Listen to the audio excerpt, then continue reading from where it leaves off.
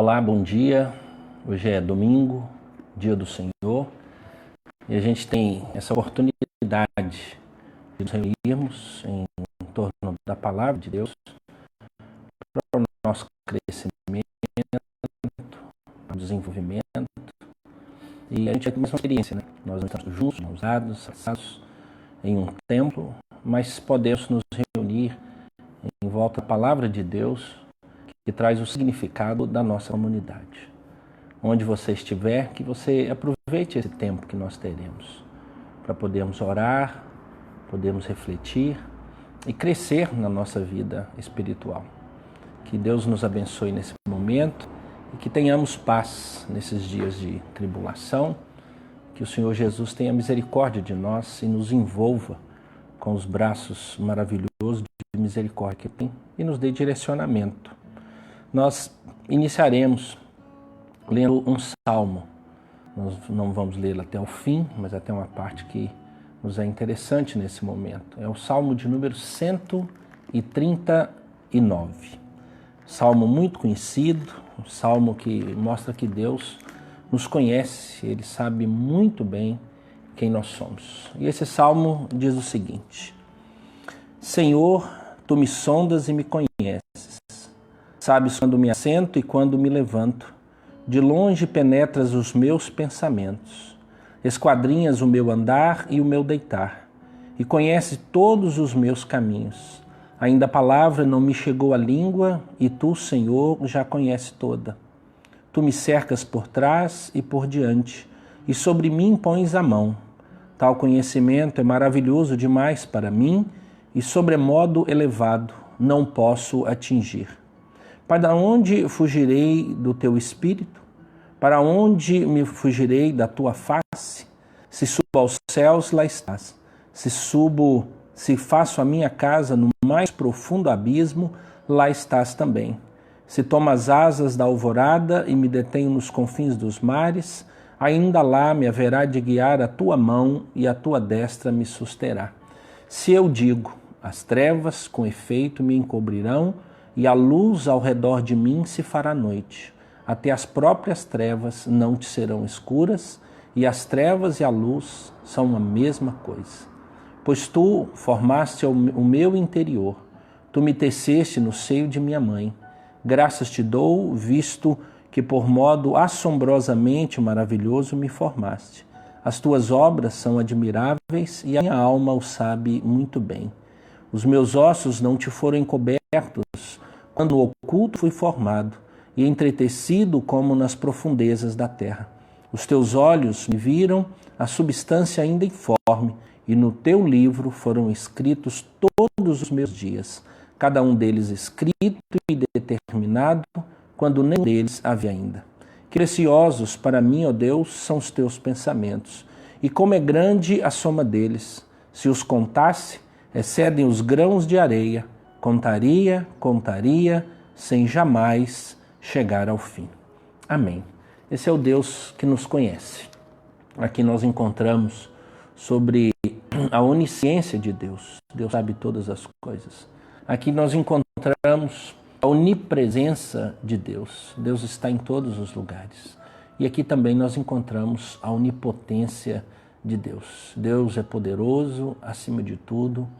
Deus é aquele que governa todas as coisas. Louvado seja o nome do Senhor, nosso Deus. Tem um hino que eu gostaria que você pudesse pensar nele. Nós não cantaremos, né?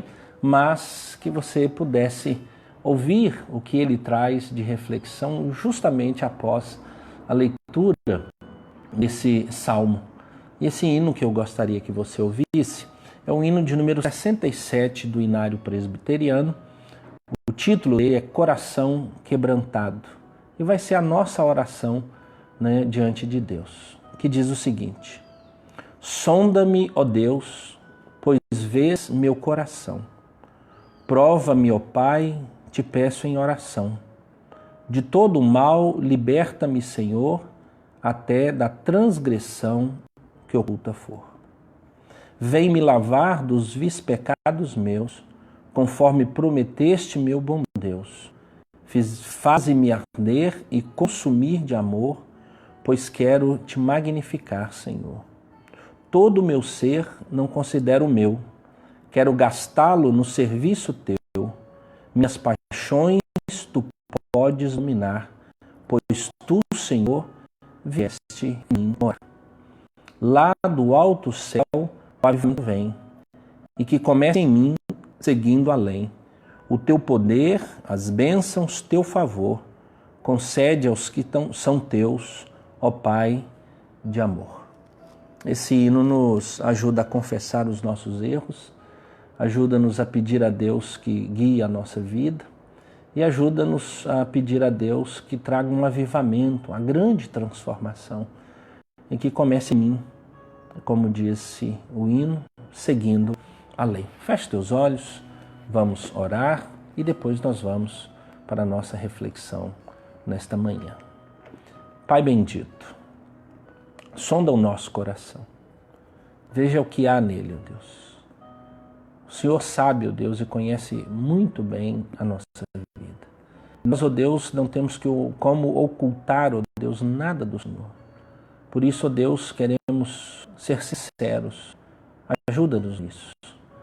Ajuda-nos, ó Deus, a abrir o nosso coração e confessar os nossos erros, para que o nome do Senhor seja glorificado.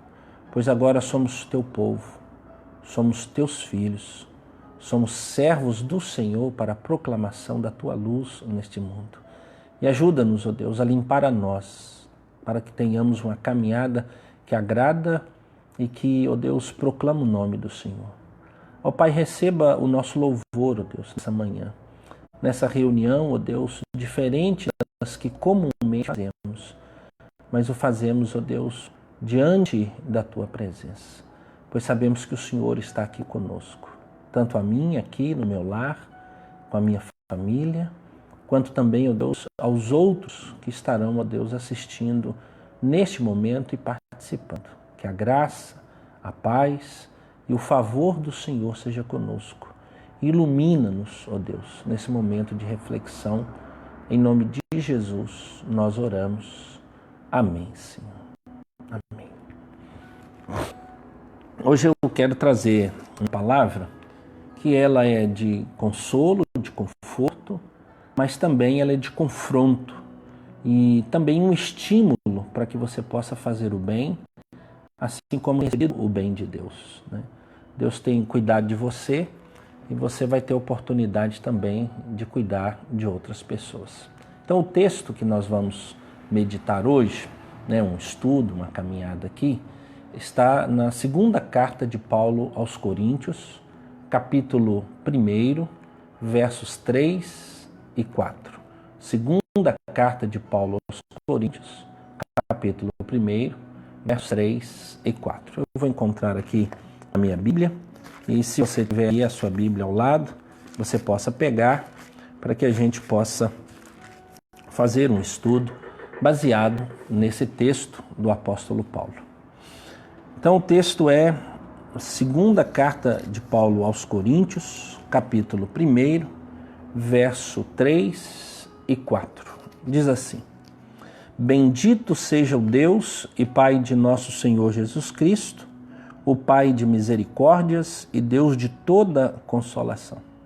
É Ele que nos conforta em toda a nossa tribulação, para podermos consolar os que estiverem em qualquer angústia, com a consolação com que nós mesmos somos contemplados por Deus.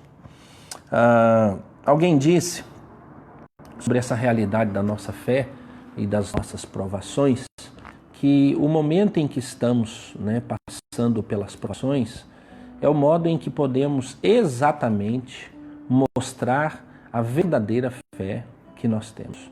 Ou seja, o momento em que eu devo demonstrar a fé que eu tenho vai ser justamente provado no meio das tribulações. Então, em meio às dificuldades, é a hora evidencial em que nós podemos demonstrar para as pessoas a fé que nós temos. E é verdade, nós observamos a nossa caminhada e a nossa vida.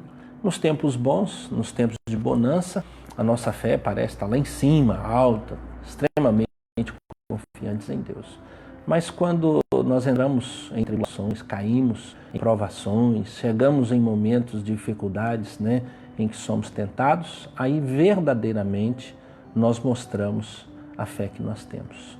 Então o apóstolo Paulo mostra como é que a fé dele funcionava nesse momento, em quem ele confiava e os benefícios de manter-se firme, nesses momentos e de saber que nós temos um Consolador, alguém que caminha conosco. Então esse texto traz para nós pelo menos 3 realidades que nós precisamos estudá-las.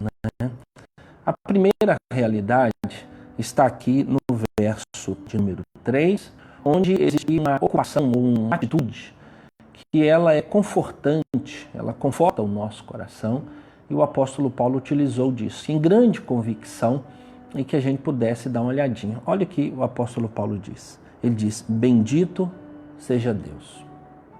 Precisa ler o restante. Somente o início já mostra a confiança e a posição otimista de fé, de esperança que há no apóstolo Paulo. O apóstolo Paulo, em meio à tribulação, em meio à dificuldade, passando por perseguições, o apóstolo Paulo poderia dar um relato enorme das tribulações que ele passou, mas qual é a voz dele? Bendito seja Deus. Bendito seja Deus. O termo aqui, bendito, é dizer palavras boas, palavras bonitas, elogiar, que o nome de Deus seja lembrado, como diz na oração do Pai Nosso, que o nome de Deus seja santificado, ele é separado aqui para que possa ser elogiado. E o apóstolo Paulo tinha muitas razões para reclamar da vida. Falar que estava azedo, cheio de problemas, cheio de dificuldades. Eu queria mostrar para você o que ele estava passando e como é que era a vida dele. Escute o que ele mesmo escreveu. Outra vez vos digo, ninguém considere insensato. Todavia, se o pensais, recebei-me como insensato, para que também me glorie um pouco. O que falo, não falo segundo o Senhor, e sim como por loucura, nesta confiança de gloriar-me. E posto que muitos se gloriam segundo a carne, também eu me gloriarei.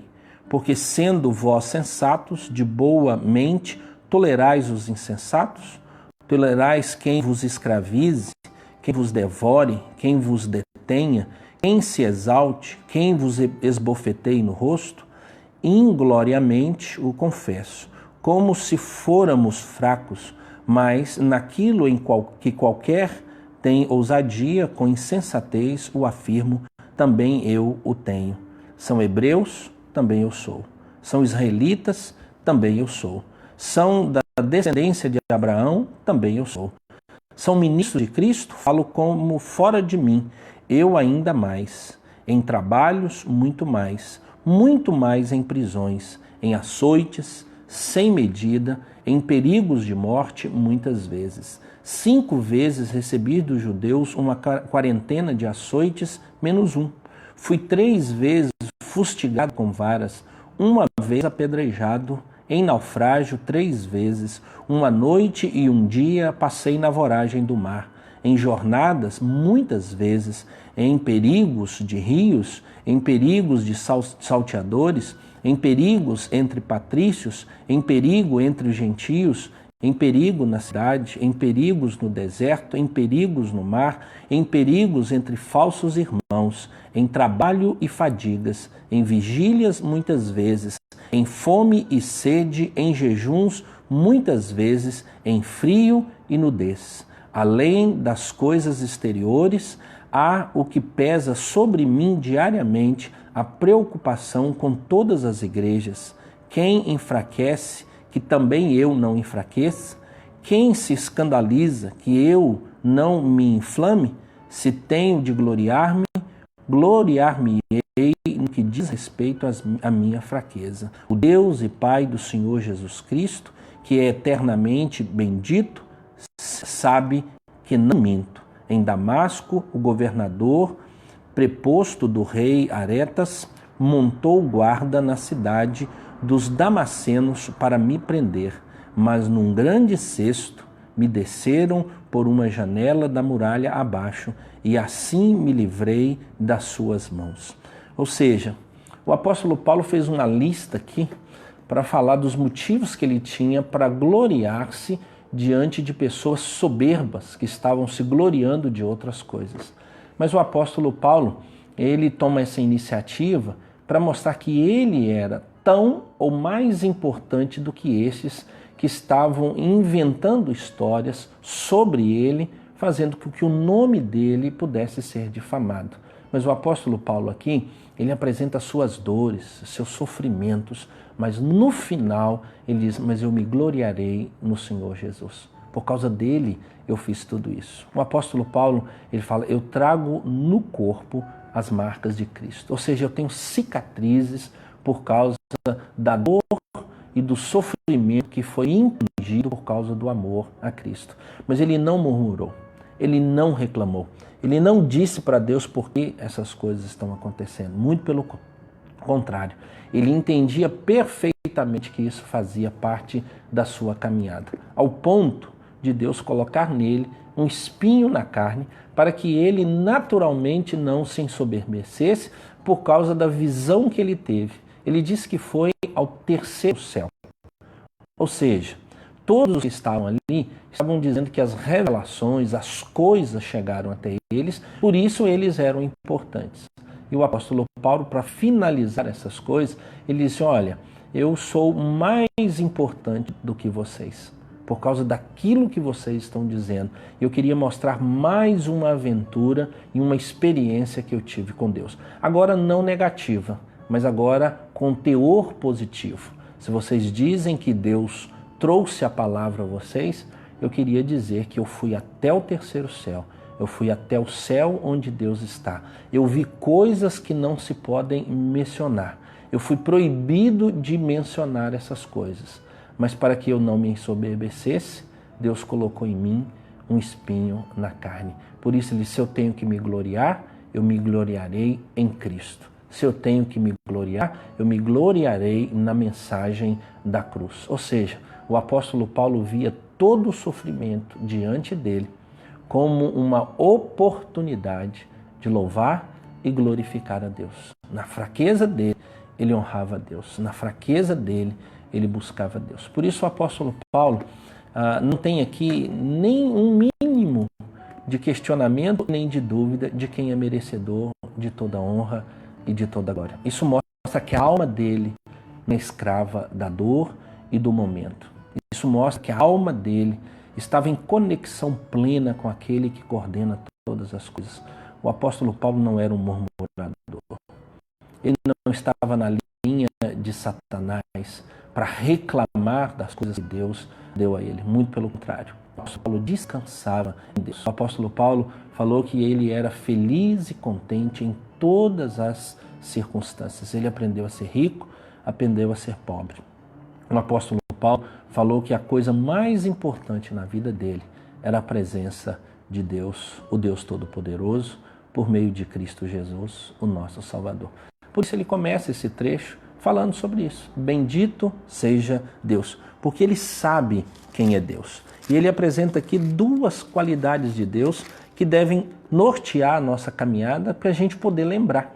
Eu sei que no meio das trevas, no meio da luta, a gente se esquece da luz bendita do Senhor. Mas o Salmo 139 diz que até nas trevas Deus nos conhece. Ainda que a gente esteja mais distante, Deus está conosco. Ou seja, Deus é um Deus misericordioso. Olha o que o apóstolo Paulo falou sobre esse Deus. Bendito seja Deus, Pai de nosso Senhor Jesus Cristo, o Pai de misericórdias e Deus de toda consolação.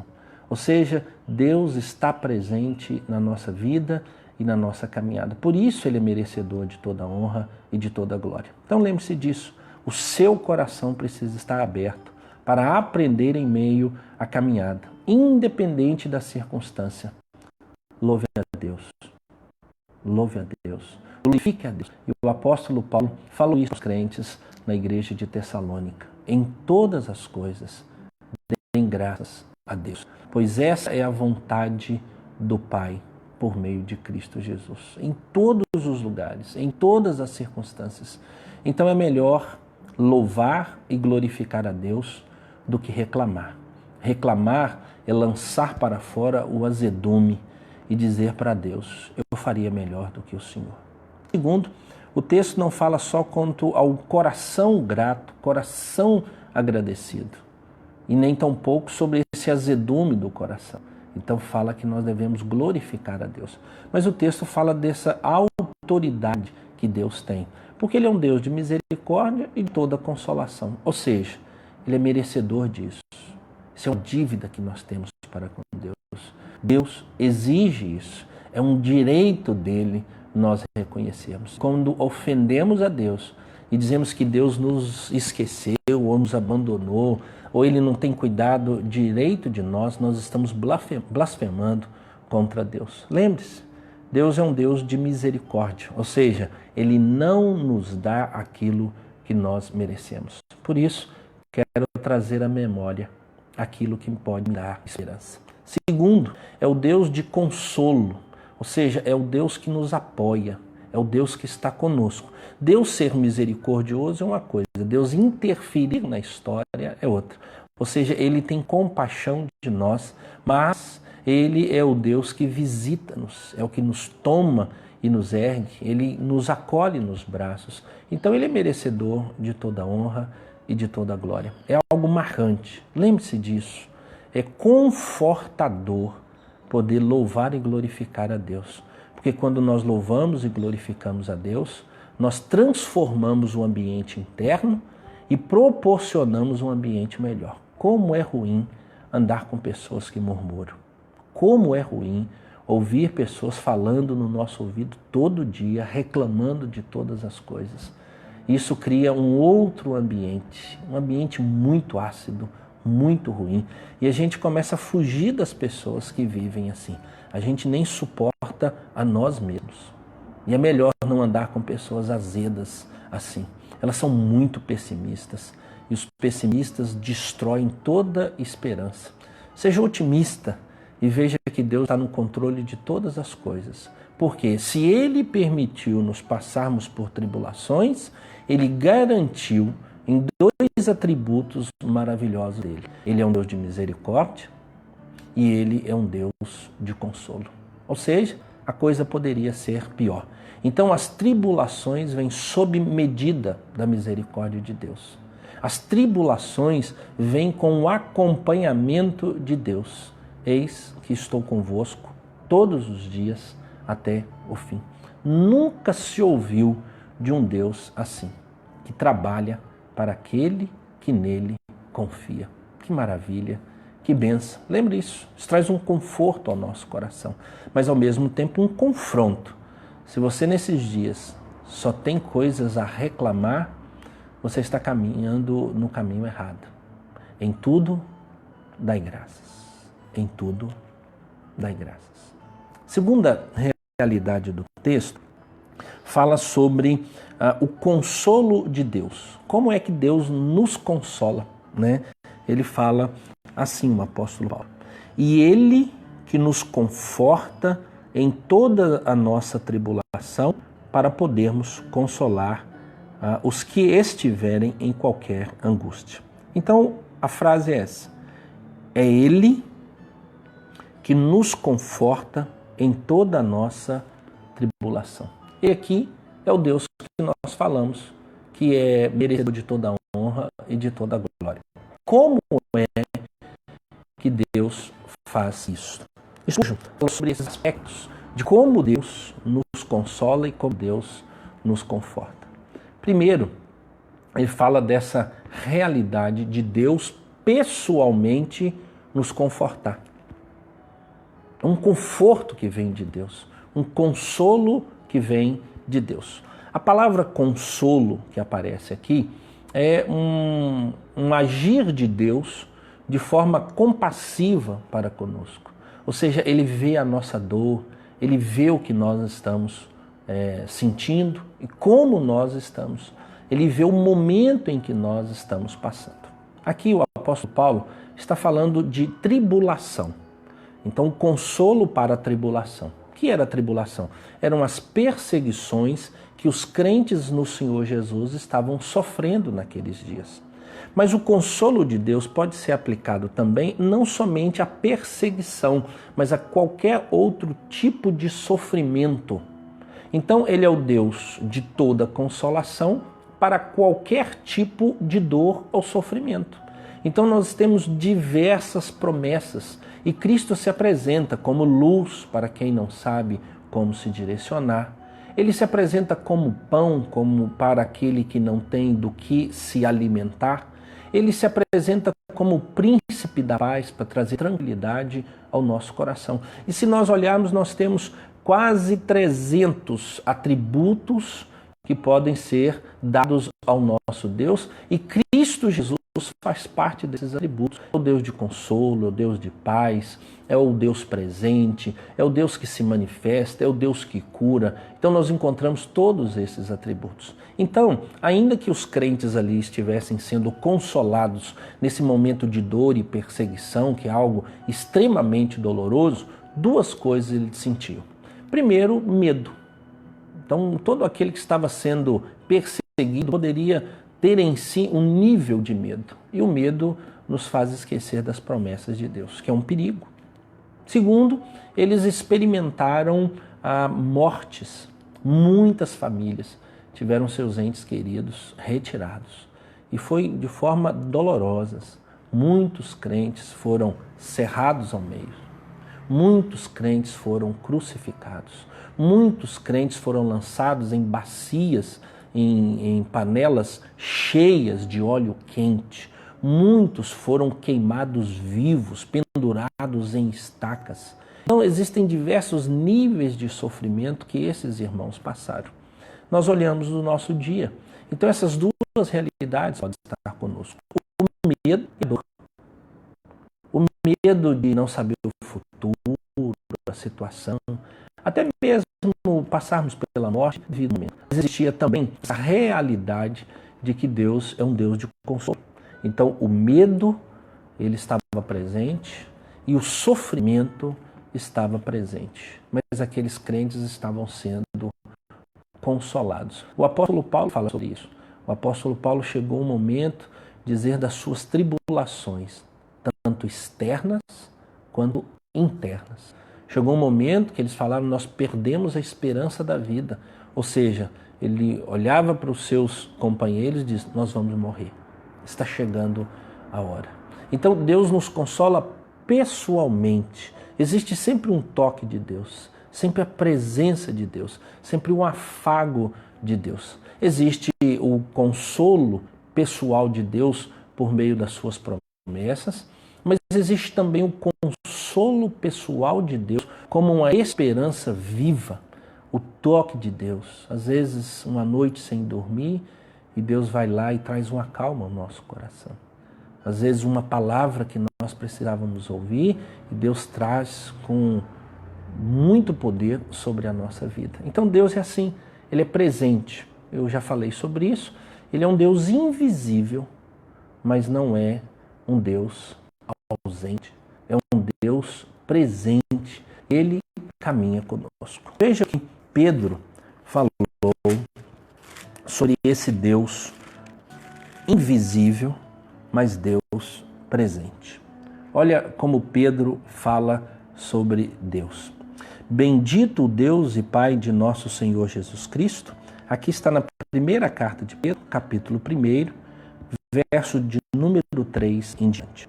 Bendito o Deus e Pai de nosso Senhor Jesus Cristo, que segundo a sua muita misericórdia, nos regenerou para uma viva esperança, mediante a ressurreição de Jesus Cristo dentre os mortos, para uma herança incorruptível, sem mácula, imarcessível, reservada nos céus para vós outros, que sois guardados pelo poder de Deus, mediante a fé, para a salvação preparada para revelar-se no último tempo.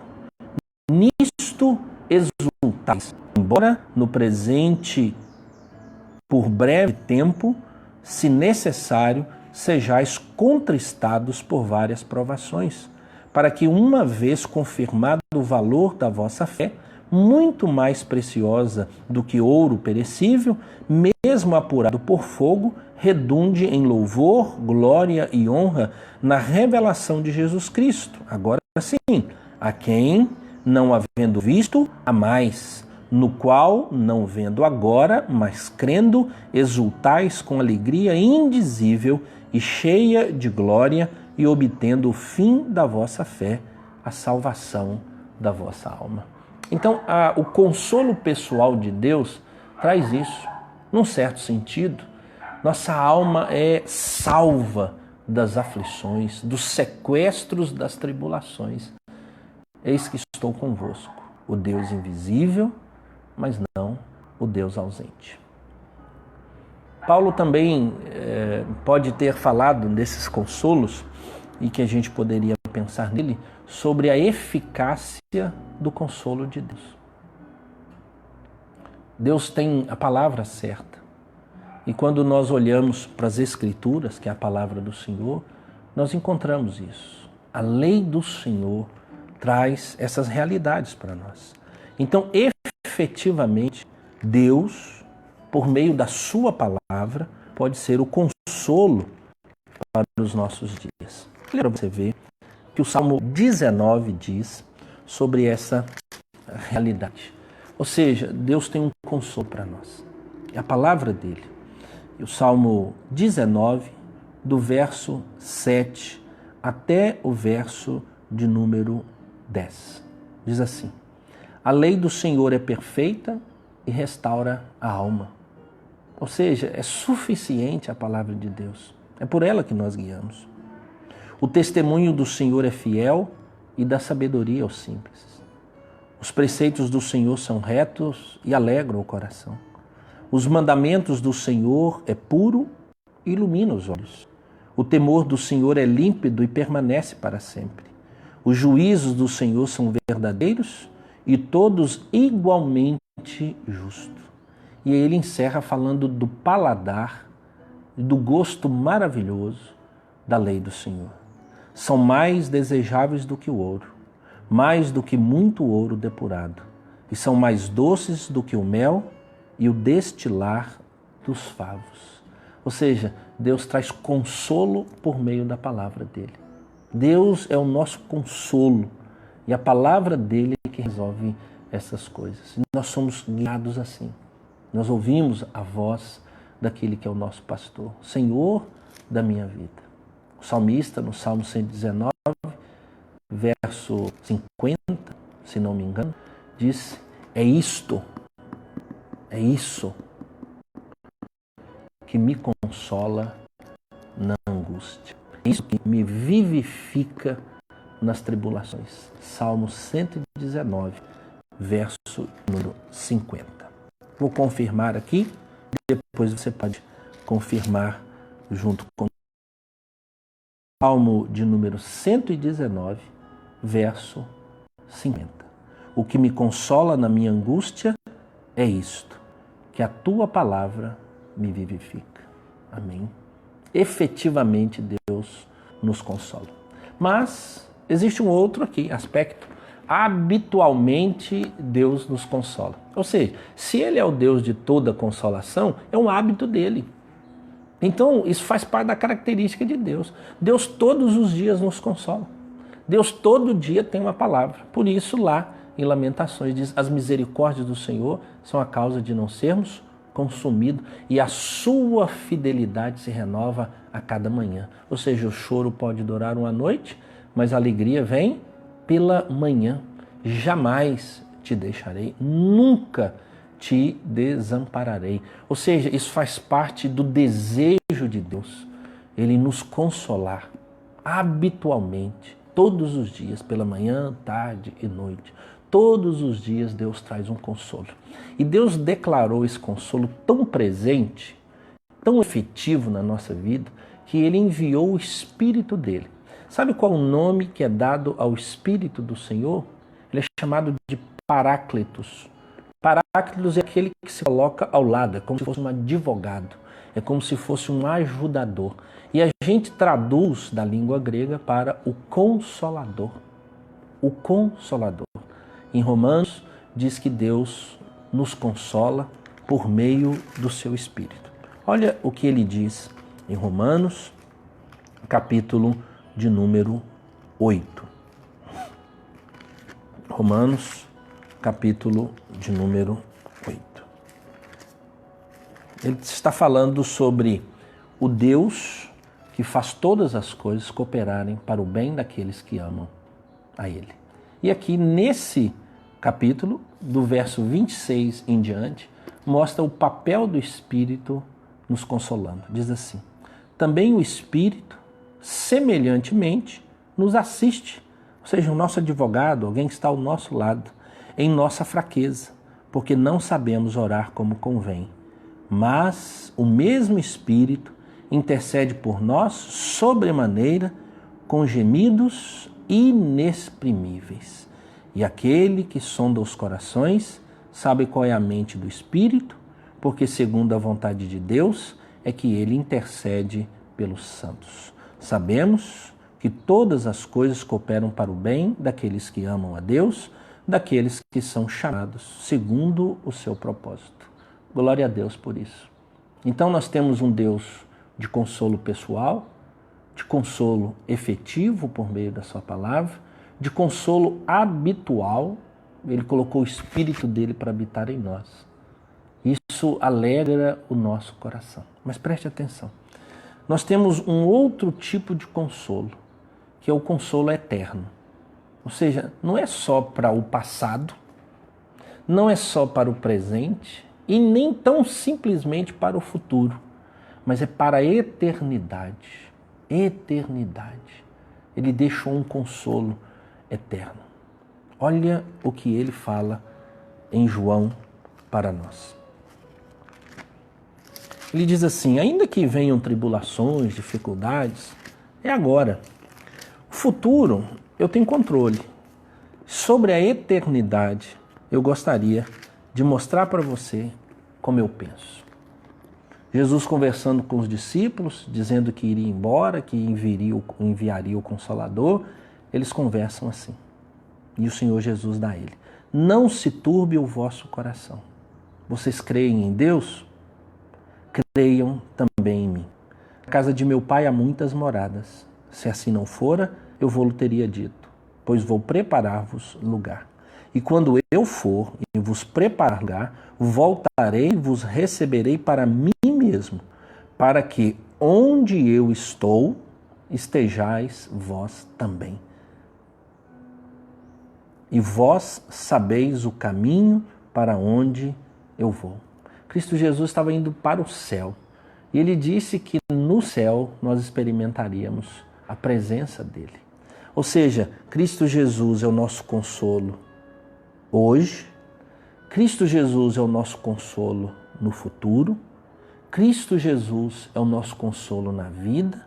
Cristo Jesus é o nosso consolo na morte. Mas Cristo Jesus é o nosso consolo na eternidade. Ele diz: para que onde eu estou, estejais vós.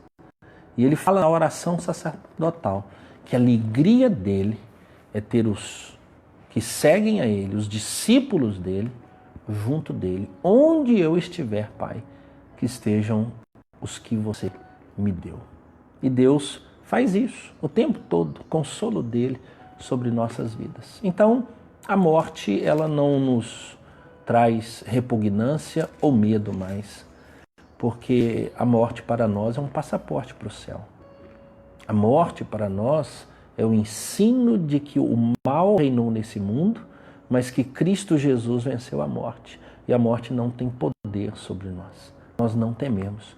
Então, Deus é um consolo em toda a tribulação. Um consolo pessoal, um consolo eficiente, um consolo habitual, mas é um consolo eterno, desde agora e para sempre. Salmo 125, verso de número 2. Assim como os montes firmes estão em volta de Jerusalém, assim é quem confia no Senhor. eles não se abalam, porque Deus é o Deus deles, desde agora e para sempre. Para encerrar a nossa reflexão, nós temos o terceiro item lá em segunda carta de Paulo aos Coríntios, capítulo de número 4, parte 2, encerra dizendo assim: para podermos consolar os que estiverem em qualquer angústia, com a consolação com que nós mesmos somos contemplados por Deus. Ou seja, você tem uma boa palavra no momento da tribulação. Deus seja bendito. Essa é a boa palavra. Por causa da sua natureza, por causa de quem Deus é. E a sua alma se sente aliviada quando não murmura, mas elogia a Deus. O segundo do texto, quem é esse Deus? Esse é o fato marcante, ou seja, que traz esperança. É o Deus que cuida de nós. É o Deus que está conosco, nos consolando em toda a nossa angústia. Angústia aqui já vem a ideia de estarmos sendo estrangulados, sofrendo tanto. Ou seja, Deus cuida de nós em todos os momentos. Mas agora o final. Qual é o desígnio de todo esse cuidado de Deus? Qual é o resultado e o aprendizado de tudo isso? É muito simples, muito simples. Eu vou usar uma ilustração para que a gente possa perceber isso. A Bíblia fala do Rio Jordão e do Mar Morto. Que o Mar Morto, na verdade, não é um mar, né? É um grande lago. O Mar Morto, ele não produz nada. Tudo que cai nele morre. Não tem vida. O índice de salinidade é altíssimo, não é o maior do mundo, é de terceiro ao quinto do mundo, existem mares ou lagos muito mais salgados. Mas a realidade é que nada lá se reproduz. Alguns historiadores ou comentaristas dizem que o fim do Mar Vermelho é a sua própria morte. E a cada ano o Mar Vermelho diminui 1 metro. Ele avança atrás 1 metro, ano a ano. Então a perspectiva é de chegar um momento em que ele não existirá mais. Enquanto que nós ouvimos, lemos as histórias sobre o Jordão.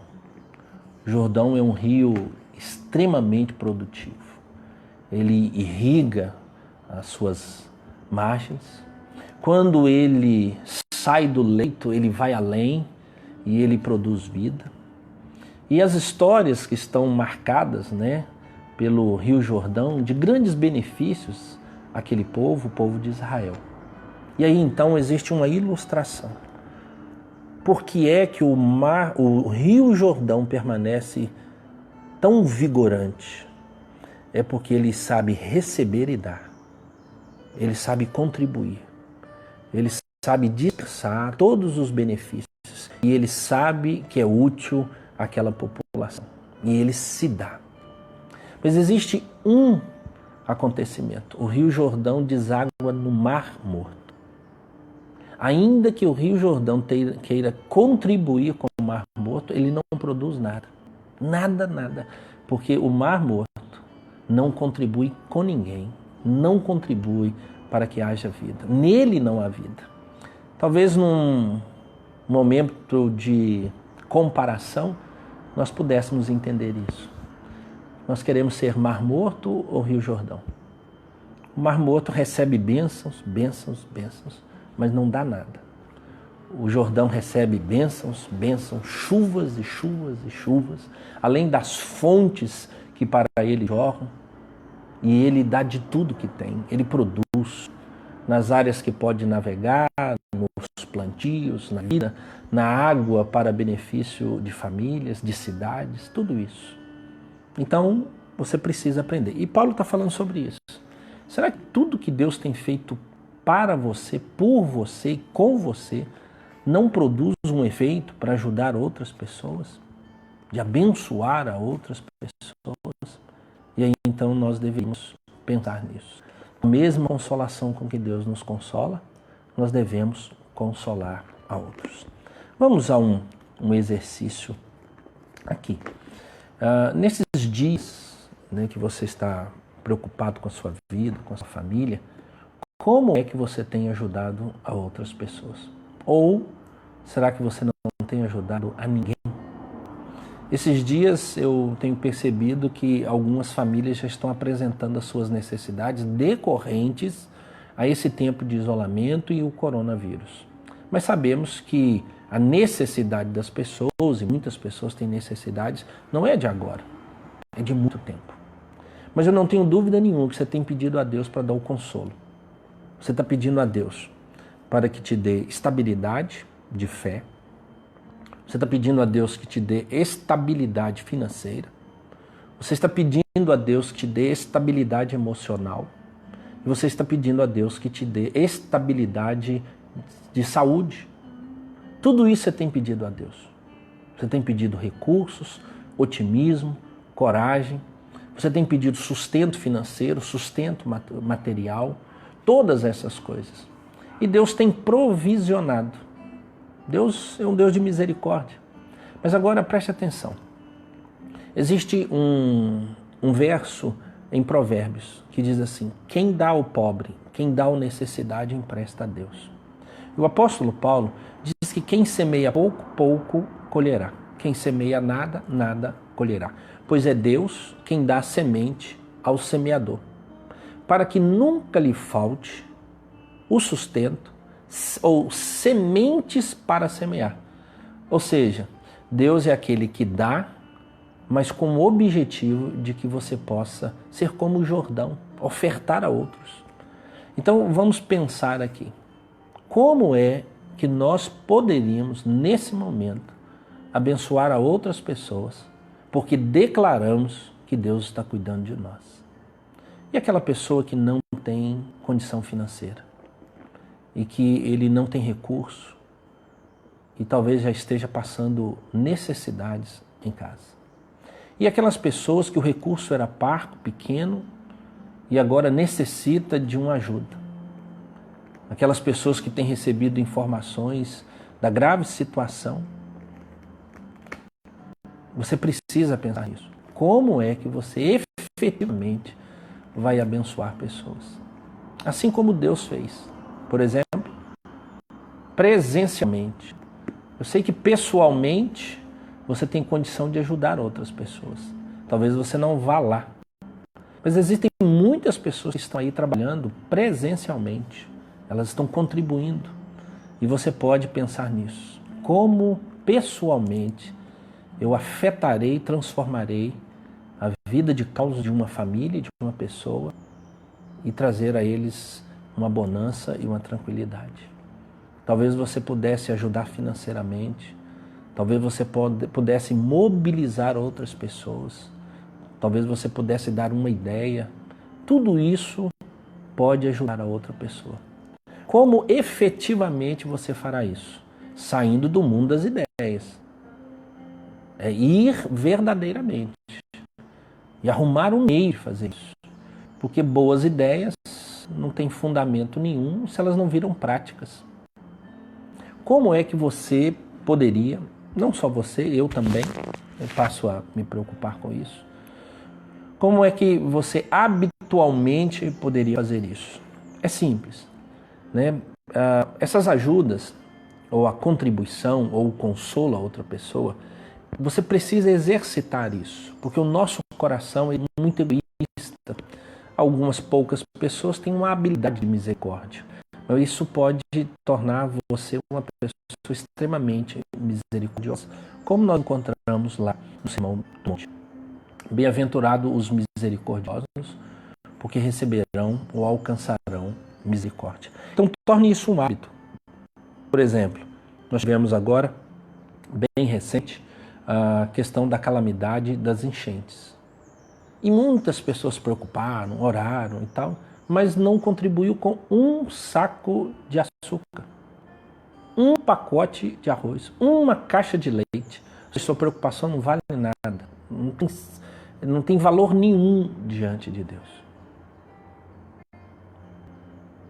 Eu e você precisamos pensar nisso. Vamos contribuir como? Segundo, não é só na hora da calamidade. Preste atenção. Depois que você possa ter ajudado essas pessoas da calamidade, com cesta básica, com roupa, com móvel, alguma coisa. 30 dias depois, eles ainda têm necessidade. Mas como você ajudou uma vez, por que eu tenho que ajudar de novo? Ou seja, como disse o Senhor Jesus, os necessitados, ele falou dos pobres, mas os necessitados, nós teremos sempre. Então, todas as vezes que nós fizemos um desses pequeninos, o bem, assim diz, e pequeninos ali era de um modo geral a humanidade, todas as pessoas, vós fazeis a mim. Ou seja, qualquer benefício que nós fizermos a qualquer pessoa necessitada, estamos fazendo a Jesus Cristo. Por isso, qualquer pessoa necessitada diante de você é Cristo. É a Cristo que nós fazemos. É Ele quem recebe o benefício. Por isso que nós dizemos, Deus te pague. O necessitado não tem como te pagar, mas Deus tem como te pagar. Como é que Ele te paga? Ele já te deu.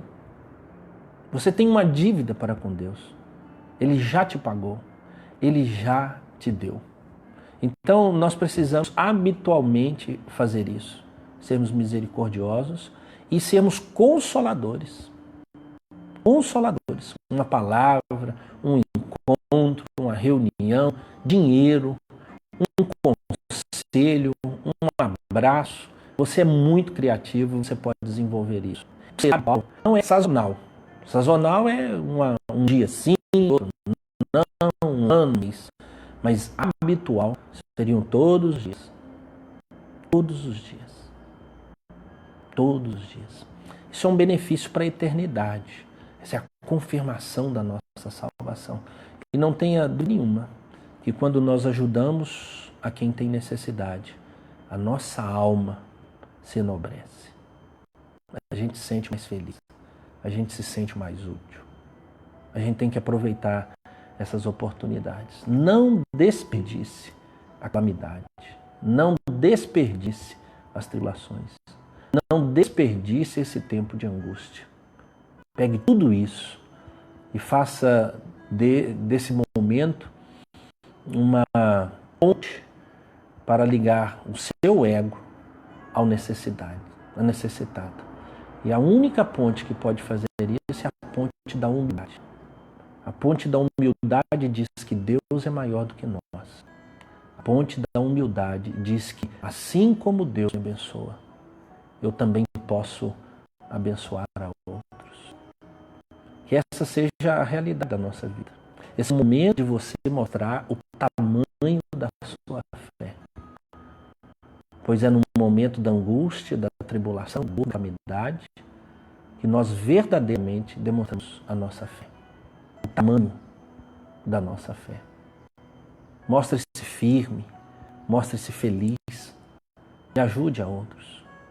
Supra a necessidade daquele que tem necessidade. Você seja o consolo de Deus para essas pessoas. Você tem aquilo que necessita para poder ajudar as outras pessoas, que é o consolo de Deus. Se Deus é o seu consolo, seja um consolo para as outras pessoas. Ajude quem tem necessidade. Abra o teu coração, abra o teu bolso para ajudar as pessoas que têm necessidade. Não tenha dúvida de nenhuma dessas coisas. Você precisa ajudar as pessoas. Bendito seja o Deus e Pai de nosso Senhor Jesus Cristo, o Pai de misericórdias e Deus de toda consolação. É Ele que nos conforta em toda a nossa tribulação, para podermos consolar os que estiverem em qualquer angústia, com a consolação com que nós mesmos somos contemplados por Deus. Que bênção! Que lição! E eu lanço aqui para você um enorme desafio. O primeiro é, seja grato. Seja grato. Segundo é, entenda a presença de Deus nesse momento. Terceiro, seja útil. Faça o bem. Não se canse de fazer o bem.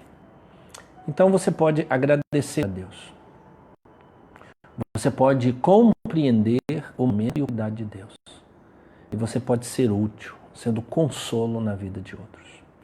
Você pode ajudar financeiramente. Você é criativo, você pode. Mas eu queria lançar um desafio pequeno para que você crie um hábito durante essa semana. Todos os dias, de domingo, a partir de hoje, até o próximo domingo. Até o próximo. Como nós não estamos podendo nos encontrar, eu sugiro que você ligue, pegar o telefone e ligue para alguém. Alguém que você entenda que ele tenha necessidade.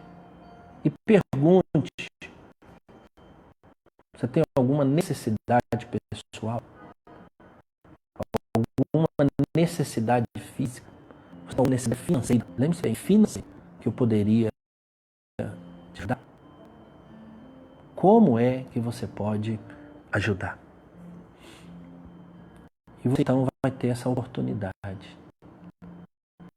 Para cada dia, uma pessoa durante essa semana em condição de fazer isso. Olha os seus recursos, olha a sua habilidade. O seu conhecimento vale ouro. As suas palavras são palavras consoladoras. Ore por alguém. Não há possibilidade de visitar, mas você consegue resolver o problema de muitas pessoas. Ir e resolver o problema de muitas pessoas. De uma das experiências que eu tive, que eu achei marcante, sobre contribuir. 3 fatos. Cheguei perto de uma pessoa de grandes recursos para que a gente pudesse ajudar uma família de grande necessidade. E eu solicitei a ela R$1.000 de contribuição. E essa pessoa, tendo muito recurso, falou para mim assim: não posso ajudar com R$1.000. E no meu coração nasceu uma perturbação. Eu fiz cálculos e eu sabia que essa pessoa podia contribuir. Mas dependia do coração dela. Eu fui muito triste na hora. Mas ele completou a frase. Ele disse: não posso contribuir com 1.000, mas quero contribuir com 5.000. Eu fiquei muito feliz. Mas a primeira palavra foi muito ruim. Então, não coloque como padrão mínimo a sua possibilidade de ajudar. Deus vai iluminar o seu coração. Segundo, experiência. Ajudando essa mesma família, chegou um rapaz perto de mim, totalmente embriagado, e ele viu que nós estávamos ajudando uma família. E ele enfiou a mão no bolso e disse: eu quero dar um saco de cimento. E ele elogiou todo o trabalho, falou que a família merecia, mas que ele não estava empregado, não tinha dinheiro, mas todo o dinheiro que ele tinha estava no bolso dele. E aí ele arrancou uma nota de R$2, mas o tanto de moeda que eu juntei, fui contando, deram R$5. Eu olhei para ele e pensei: mas dá para comprar um saco de cimento? E ele falou: eu quero de vocês, e esse saco de cimento, fiz um discurso em cima desse saco de cimento. E Deus fala comigo: completa, cara. É o saco de cimento. Eu disse: ok, Deus. É um saco de cimento. Um bêbado ajudou um saco de cimento. E ele me provocou ainda. Eu achei que eu não podia dar. Eu achei que o que ele dava era pouco. Mas eu lembrei que Deus tinha me dado mais. Deus havia me dado muito mais. Terceira ilustração. Um menino de 16 anos de idade chegou perto de mim e disse: pastor, eu tenho R$50 para ajudar a família. Como é que eu posso ajudar? Tem como? Eu disse: ok, me dá os R$50. E ele perguntou: se a gente pode pedir a outras pessoas para ajudar? Eu disse: pode. Posso pedir a minha família? Pode. Daí, no final da semana, esse menino chegou com R$650. e disse, pastor, eu consegui R$ 650. Eu falei, como? Olha, eu pedi na minha sala de aula, eu pedi aos meus pais, eu pedi aos meus tios, pedi aos meus avós. Quem eu via, eu pedia. Toma aqui, eu consegui levantar R$ 650. Eu estou falando em dinheiro aqui, é porque o dinheiro controla as nossas boas ações, por incrível que pareça. Você pode ajudar com dinheiro, ou você pode ajudar pessoalmente. Então a minha sugestão é pequena, ligue para alguém. Ligue para alguém que você sabe que tem necessidade. Ou para alguém que Deus direcionou ao seu coração. E agradeça a Ele, porque Ele te ajudou o tempo todo. E é o momento de você consolar a outros. Uma oração, leitura de um livro, a leitura de um poema, uma palavra de esperança, uma palavra de consolo. Esses profissionais que estão trabalhando, você pode consolá-los. Deus vai te dar criatividade. Mas essa semana, você precisa anotar em um diário. Eu ajudei alguém hoje. E não cansemos de fazer o bem. Por esse tempo, colheremos, se não desistirmos. Irmãos, que Deus abençoe a sua vida e te dê criatividade. Deus é um Deus criativo. Ele já colocou uma lista de coisas que você pode fazer. Uma lista enorme. Você já sabe o que deve fazer. Aquele que sabe que deve fazer o bem não faz, isso está pecando. Por isso que Paulo, por 2 vezes, na primeira carta aos Tessalonicenses, ele diz, consolai-vos uns aos outros. Que o Espírito de Deus guie a sua vida, para que você seja grato, para que você compreenda o momento, para que você produza frutos a partir desse momento. Que Deus abençoe a sua vida. Eu queria encerrar lendo a letra de um último hino. É o hino de número 68. E ele é intitulado Necessidade. E após a leitura nós oraremos e encerraremos esse momento. Olha o que diz. Necessidade. Eu creio, Senhor, na divina promessa. Vitória já tive nas lutas. Contudo, é muito certo que a gente tropeça. Por isso, Senhor, eu preciso de Ti. A luz que me guia no escuro caminho fulgura de cima do sol criador. Contudo, não posso segui-la sozinho. Por isso, eu preciso de Ti, meu Senhor. Bem sei que nas preces eu posso buscar-te. Jamais dessa bênção na vida descrevi. Contudo, é possível que dela me afaste, pois, Senhor, eu preciso de Ti. Esforços da terra, precário destino. Empenho dos homens, riqueza o que for. Não valem a bênção do reino divino. Por isso preciso de Ti, Senhor. Esses dias de tribulação podem afetar a nossa fé. Mas confie naquele que vela pelas nossas almas. Deus amado, pedimos que o Senhor jamais deixe de exercer misericórdia e consolo sobre nós. Não leve em consideração, ó Deus, as nossas atitudes. Mas, ó Deus, derrame sobre nós o consolo e o conforto.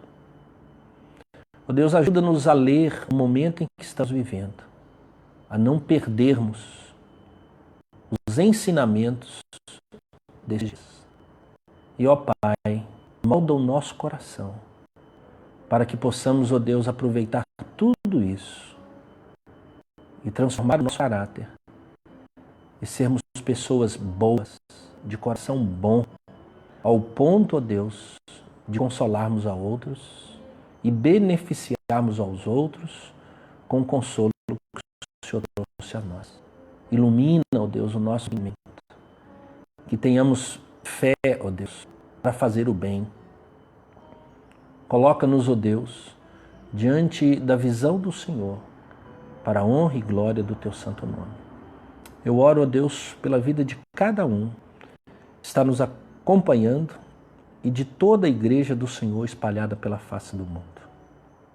Abençoe, ó Deus, a nós como servos do Senhor, que congregamos, ó Deus, em igrejas, e que a autoridade do Senhor seja sobre nós. Bendito seja o nome do Senhor, desde agora e para sempre. Amém e amém. Aceitou o desafio? Que Deus abençoe a sua vida. Logo mais, às 18h30, estaremos de volta. Um abraço.